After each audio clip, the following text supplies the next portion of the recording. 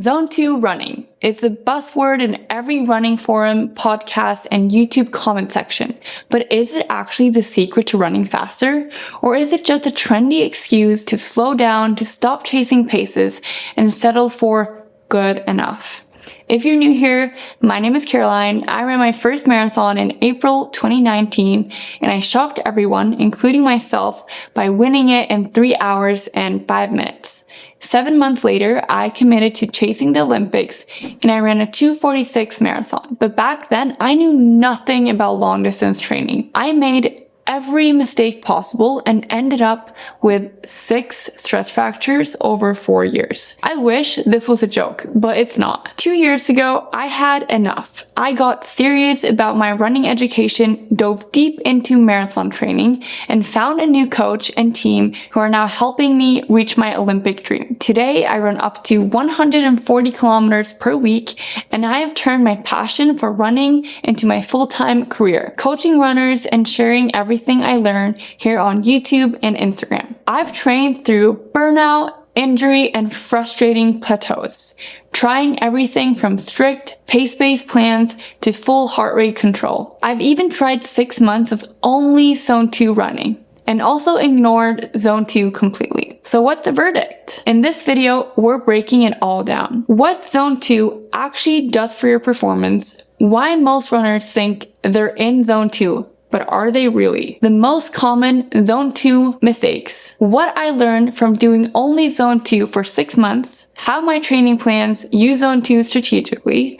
And finally, is Zone 2 overrated or essential? Let's get into it. Zone 2 is a low intensity aerobic zone, usually around 60 to 70% of your max heart rate. They say it's a pace where you can breathe through your nose, hold a conversation, and feel like you could go for hours.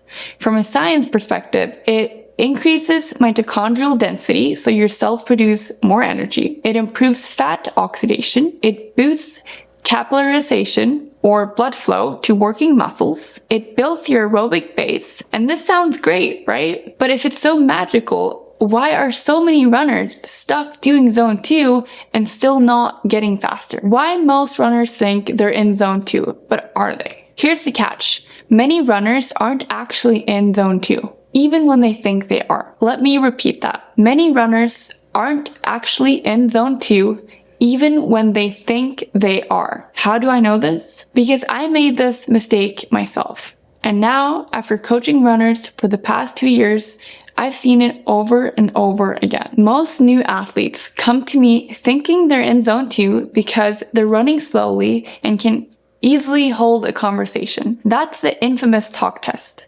But as someone who relies on both data and feel, I don't think that's enough. I can talk while running a marathon. Should I do all my easy runs at marathon pace? Obviously no. And that's the problem. The talk test gives us a false sense of confidence that you're in the right zone, when you might actually be working way too hard. Other reasons why runners think they're in Zone 2 but aren't is that they rely on feel, but they're still running too fast because deep down, they're chasing a certain pace. And don't get me wrong, feel is so important, but it only works when you pair it with real data. That's when you start training smarter, not just harder. They use a generic watch-based zone calculator that's based on age, not their actual max heart rate. If you haven't found your true max and updated your settings, your watch is showing you estimates, not reality. For example, I've had athletes say, I'm in the blue zone on my watch, so I must be in Zone 2. But that blue zone might be totally off. If your max heart rate is 180 and your watch thinks it's 195, every zone is going to be misaligned. Their easy runs drift into moderate intensity, and then they say things like, it's the heat, I can't run that slow, or heart rate training is not for me because I feel fine, my heart rate is just very high. If this is you, please don't feel bad. My goal is to help, not to shame. And if you've been here for a while, you know I've made every mistake in the book myself. Heart rate drift is totally normal, especially in the heat. But if your heart rate is creeping into Zone 3, it's still Zone 3, even if your pace is slower than what you actually run in Zone 2. And honestly, that's good news because once we identify the problem, we can fix it. We can change your approach. And that's exactly how you unlock a new level of fitness. So how do you actually calculate your zone 2? Unfortunately, there's a lot of confusion around zone 2 because there are several different zone systems. One of the most common, and the one I use, is the 5-zone model. Zone 2 sits just above recovery and just below tempo zone, which is important because once you drift into zone 3, you're no longer getting the same aerobic benefit. Zone 2, how I calculate it using the 5-zone model, is 60 to 70% of your max heart rate. To find your zone 2 range, you start by determining your real max heart rate, and then you multiply it by 0.6 to get the lower end and 0.7 to get the upper end. So now that you know how to find your true zone 2 and you're actually training in it, you might be wondering, is it as powerful as everyone says? Or is it overhyped? Let me tell you what happened when I went all in on zone 2. In 2021, I moved from Oslo to San Diego to pursue an MBA. I had just come off 4 consecutive stress fractures. I was starting a business, studying full-time, and I didn't want to risk another injury. So my coach and I took a cautious approach. No workouts, no races, just easy running. For 6 months, I didn't run a single hard session. And at first, it was amazing. I had more energy, I built mileage safely, I finally stayed healthy, my aerobic fitness improved. But here's what I learned. I lost my top end gears. Even strides felt awkward. I couldn't handle threshold sessions when I tried to reintroduce them. I started to feel slow, mentally and physically. I lacked confidence in my ability to race. Then, after a month of quality sessions, boom, another stress fracture. I was devastated. I wasn't even back to the speed or volume I'd handled when I ran my 2:46 marathon. That 80-20 method, it was really 90-10, and even 10% of faster pace work was enough to break me. It made me question everything. Was I ever going to be able to train the way I used to? Was my body even meant for this sport? What I learned is this. Zone 2 builds your capacity, but not your sharpness. You need more than just an engine. You need efficiency, economy, and power. You need range. And if you've never trained your system to handle speed or lactate, you won't be able to access your fitness when it matters. Zone 2 is absolutely necessary, but it's not sufficient. One of my athletes, Evan, came to me completely stuck. Every run was a little too hard, no real recovery, no real adaptation. We tested his true max heart rate, set his heart rate targets properly. That included heart rate targets that were truly in zone 2, and within weeks, he felt great and we increased volume, and his pace at the same heart rate improved. A few months later, he ran a massive PR. But we didn't just do zone 2. We introduced strides, tempo workouts, speed play, and eventually threshold, because progress isn't about staying comfortable. It's about evolving your training in layers. The zone 2 trap. Here's the danger. Even though many runners are doing their zone 2 runs too hard, the solution isn't just to swing the other extreme and only do easy runs. Zone 2 can feel amazing, and that's actually the best place to be in when layering in intensity. It sets a stage for real recovery between your harder efforts.